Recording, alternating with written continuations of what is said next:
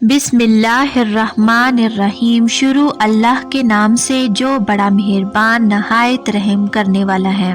دوستو، یہ ایک ناقابل تردید حقیقت ہے کہ اس کائنات میں مخلوق خدا پر سب سے زیادہ مہربان اللہ تبارک و تعالیٰ کے انبیاء کرام ہوتے ہیں، اور انہی انبیاء کرام میں سے حضرت موسیٰ علیہ السلام ہیں کہ جن کو نبوت اور رسالت دی ہی اسی وجہ سے گئی تھی کیونکہ آپ اپنی امت پر سب سے زیادہ مشرف اور مہربان تھے۔ ناظرین محترم، ایک دن حضرت موسیٰ علیہ السلام اپنے گھر سے تشریف لا رہے تھے کہ آپ نے دیکھا کہ بنی اسرائیل کا ایک شخص قبطی کے ساتھ جھگڑا کر رہا ہے۔ چنانچہ اس نے جیسے ہی حضرت موسیٰ علیہ السلام کو دیکھا تو آپ کو اپنی مدد کے لیے پکارا، کیونکہ اس وقت وہ قبطی اسرائیل کی اس شخص پر ظلم کر رہا تھا۔ چنانچہ حضرت موسیٰ علیہ السلام جیسے ہی اس قبطی کے قریب آئے تو اس کو سمجھایا، جس پر وہ نہ مانا۔ نتیجتاً حضرت موسیٰ علیہ السلام نے جلال کے اندر آ کر اسے ایک مکہ مارا تو وہ اسی وقت مر گیا۔ چنانچہ حضرت موسیٰ علیہ السلام نے فرمایا، یہ تو شیطان کا کام ہے۔ حضرت موسیٰ علیہ السلام وہاں سے تشریف لے گئے۔ جب فرعون کو اس بات کی اطلاع ہوئی کہ حضرت موسیٰ علیہ السلام نے ان کے ایک چاہنے والے کو قتل کر دیا ہے تو فرعون نے اپنے درباریوں کو حکم دیا کہ حضرت موسیٰ علیہ السلام کو تلاش کر کے لاؤ اور انہیں شہید کر دو۔ چنانچہ وہ حضرت موسیٰ علیہ السلام کی تلاش کے اندر نکلے۔ حضرت موسیٰ علیہ السلام سے محبت رکھنے والے جب ایک شخص نے اس بات کو سنا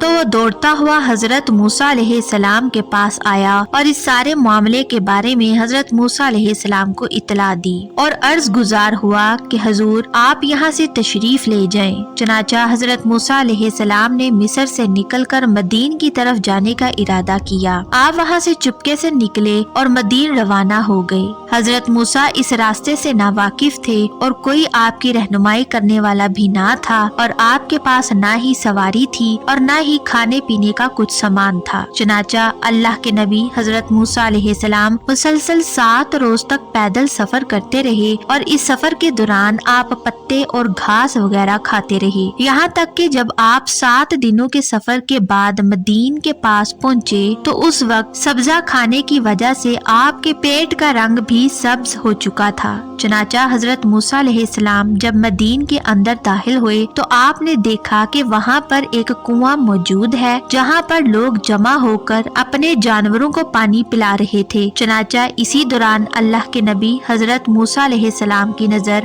2 نوجوان باحیا لڑکیوں پر پڑی جو کہ ایک طرف کھڑی ہوئی لوگوں کا انتظار کر رہی تھی کہ کس وقت وہ اپنے جانوروں کو پانی پلا کر وہاں سے جاتے ہیں اور پھر وہ اپنے جانوروں کو پانی پلائیں۔ چنانچہ جب حضرت موسیٰ علیہ السلام نے یہ دیکھا تو آپ کو انتہائی جلال آیا، کیونکہ حضرت موسیٰ علیہ السلام لوگوں کے بہت ہی زیادہ خیر ہوا تھے اور مخلوق خدا پر بہت زیادہ مشرف اور مہربان تھے۔ چنانچہ حضرت موسیٰ علیہ السلام آگے بڑھے اور ان لوگوں کو دھکا دے کر پیچھے کیا اور فرمانے لگے کہ تم لوگ کیسے ہو کہ تمہیں اپنے علاوہ اور کسی کی فکر نہیں۔ چنانچہ ان لوگوں نے حضرت موسیٰ علیہ السلام کو جب دیکھا تو اس وقت آپ نے قبطی لباس پہنا ہوا تھا، جس کی وجہ سے وہ لوگ خوف زدہ ہو گئے کہ یہ فرعون کا کوئی باشندہ لگتا ہے۔ چنانچہ انہوں نے ڈول حضرت موسیٰ علیہ السلام کے حوالے کیا اور کہنے لگے، اچھا آپ خود ہی پانی نکال لیں۔ چنانچہ موسیٰ علیہ السلام نے تنہا ہی اس ڈول کو کنویں کے اندر ڈالا اور اس ڈول کو کھینچ کر پانی کو باہر نکالا اور لڑکیوں کے جانوروں کو پانی پلایا۔ ناظرین محترم، یہ ڈول اتنا بڑا تھا کہ اس کو پانی کے اندر ڈال کر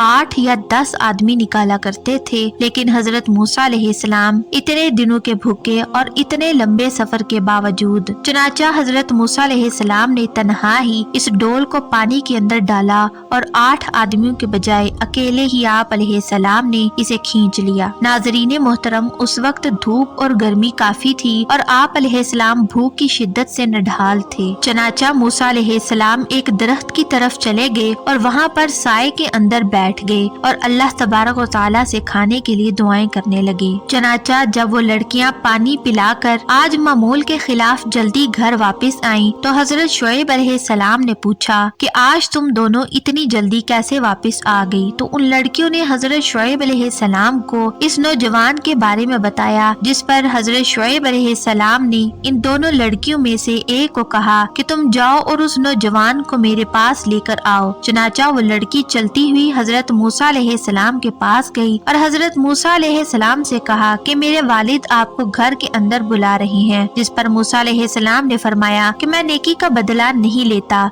लिहाजा मैं आपके साथ नहीं जाऊंगा। लेकिन उन्होंने इसरार किया तो मूसा अलैहिस्सलाम उठकर खड़े हो गए और आप उस लड़की के साथ जाने के लिए तैयार हो गए। आप अलैहिस्सलाम ने इस लड़की से कहा कि मैं तुम्हारे आगे आगे चलूंगा और तुम मेरे पीछे पीछे चलना और मुझको रास्ता भी बताती जाना। चनाचा हजरत मूसा अलैहिस्सलाम आगे आगे चलने लगे और वह लड़की आपके पीछे पीछे चलने लगी। जब आप अलैहिस्सलाम हजरत शुएब अलैहिस्सलाम के घर के अंदर दाखिल हुए तो आपने इन्हें खुशामदीद कहा और उनको खाने की दावत पेश की, जिस पर हजरत मूसा अलैहिस्सलाम ने हजरत शुएब अलैहिस्सलाम से अर्ज की कि मैं नेकी का बदला नहीं चाहता। चनाचा हजरत शुएब अलैहिस्सलाम ने फरमाया कि ये खाना आपकी इस नेकी का बदला नहीं है, बल्कि हम लोग मेहमान नवाज हैं और मुसाफिरों की मेहमान नवाजी किया करते हैं, लिहाजा ये खाना भी एक मेहमान के तौर पर आपको पेश किया जा रहा है। चनाचा हजरत मूसा अलैहिस्सलाम वहाँ पर तशरीफ फरमा हुए और खाना खाने लगे और खाने के दौरान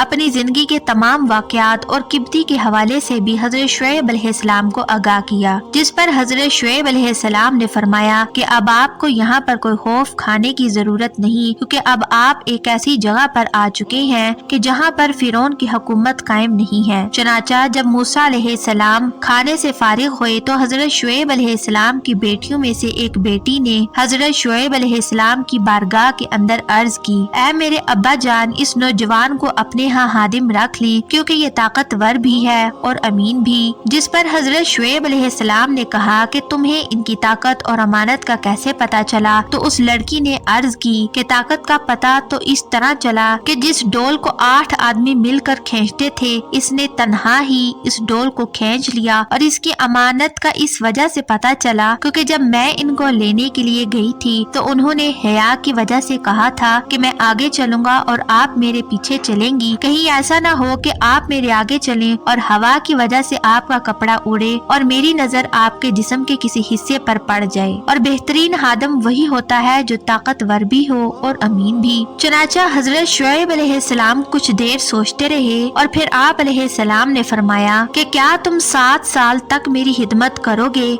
इस शर्त पर कि मैं अपनी बेटियों में से एक का निकाह तुम्हारे साथ कर दूं। चनाचा हजरत मूसा अलैहिस्सलाम इस बात पर राजी हो गए और आप अलैहिस्सलाम की शादी हजरत शुएब अलैहिस्सलाम की बड़ी साहबजादी हजरत सफूरा रज़िया ताला अन्हु से कर दी गई और हजरत मूसा अलैहिस्सलाम 10 साल तक वहाँ पर मुकीम रहे। चनाचा 10 साल के बाद हजरत शुएब अलैहिस्सलाम से आप अलैहिस्सलाम ने अर्ज की कि अब मैं वापस जाना चाहता हूँ, जिस पर शुएब अलैहिस्सलाम ने आपको रुखसत किया और आप अपनी बीवी हजरत सफूरा रज़िया ताला अन्हु को लेकर वापस मिस्र की तरफ रवाना हुई। और इसी रास्ते के दौरान ही अल्लाह तबारक व तआला ने आपको नबूवत से भी सरफराज फरमाया। नाज़रीन मोहतरम, इस वाक़े से हमें पता चला कि मोमिन पर जब भी कोई मुश्किल आती है तो इसके अंदर कोई न कोई भलाई जरूर मौजूद होती है, लिहाजा हमें अल्लाह की राह में आने वाली हर मुसीबत पर अल्लाह तबारक व तआला का शुक्र अदा करते रहना चाहिए और हर शर से कोई न कोई खैर का पहलू जरूर निकलता है। जैसे हजरत मूसा अलैहिस्सलाम को इस तकलीफ के सबब में अल्लाह तबारक व तआला ने एक नबी की जियारत से मुशर्रफ फरमाया और एक नेक और पाकीज़ा बाहया साहबजादी से निकाह भी करवाया और आपको नेक और पाकीज़ा बीवी भी अता फरमाई। और इस सफर की वापसी पर अल्लाह तबारक व तआला ने आपको नबूवत से भी सरफराज फरमाया।